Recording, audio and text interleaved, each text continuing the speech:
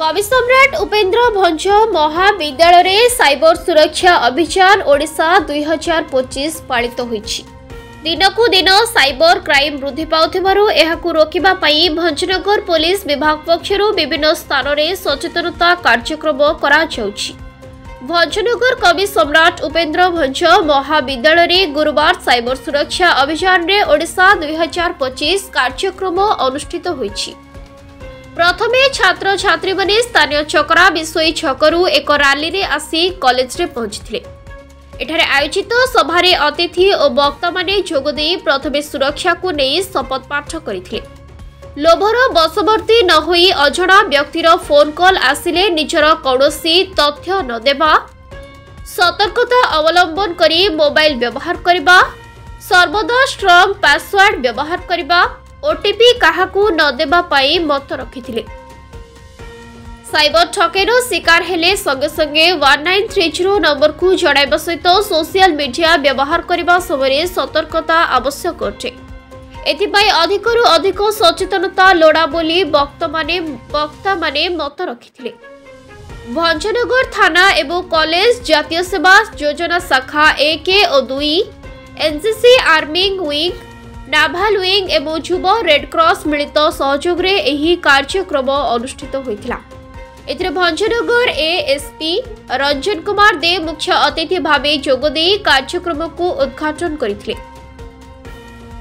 SDPO doctor दीपक मिश्र, थाना अधिकारी जीवनानंद जेना, अवसर प्राप्त कॉलेज अध्यक्ष कृतिवास विश्वाल, डॉक्टर पूर्णचंद्र त्रिपाठी, पूर्वतन अवैतनिक वन्यप्राणी तत्वावधारक अनुपम बनर्जी, समाजसेवी सुलपाणी सतपथी, बैंक ऑफ इंडिया शाखा परिचालक मोहित कुमार पात्र, एचडीएफसी बैंक डेपुटी परिचालक नारायण रथ प्रमुख अतिथि भावे जोग देथिले। कॉलेज अध्यक्ष राजेंद्र कुमार दास सभारे अध्यक्षता करिथिबा बेले प्रशासनिक अधिकारी विभास दास स्वागत भाषण देथिले। ए अवसर में दासकाठिया नृत्य माध्यम उपस्थित छात्र छात्री को सचेतन करा जायथिला। साइबर सुरक्षा उपरे प्रश्नोत्तर कार्यक्रम अनुष्ठित होइतिला। एथिरे भंजनगर पुलिस थानार समस्त कर्मचारी माने सहयोग करथिले। पुलिस रो एभली साइबर सचेतन कार्यक्रम को भंजनगरवासी और छात्र छात्री प्रशंसा करथिले। मो ना स्मृतिलेखा नायक, मु कवि सम्राट उपेन्द्र भंज कॉलेज रो छात्री अटे।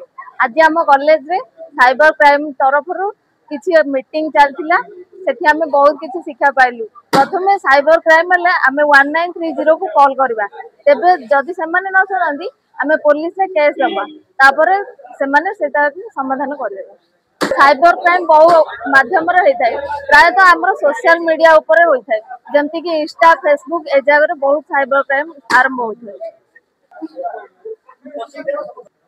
लोक मानू आमे जणाइबा जे ओटीपी शेयर करिवे नाही, निज पर्सनल इन्फॉर्मेशन काको शेयर करिवे नाही बोली हम कहबा।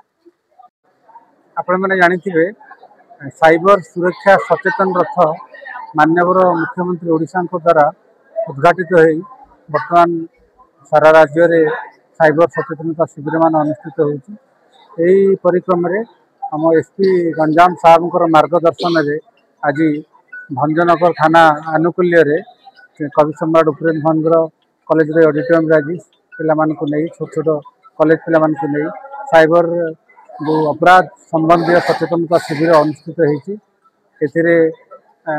कॉलेज प्रिंसिपल एवं बहुत मान्यगण्य व्यक्ति योगदान करी पिला मानकु साइबर अपराध संबंध पुंखानुपुंख भाव में बुझाइते।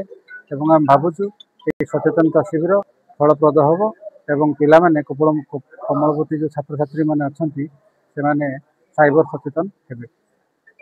मु कवि सम्राट उपेन्द्र महाविद्यालय अध्यक्ष।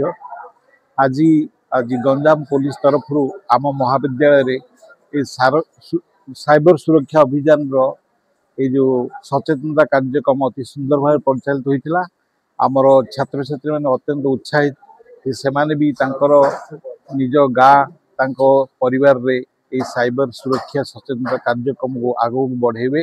कारण आजिका डिजिटल वर्ल्ड रे यह अत्यंत निहाती आवश्यक। कारण आम जिते परिमाण आगू आगू टेक्नोलोजी यूज कर सुरक्षा भी दरकार।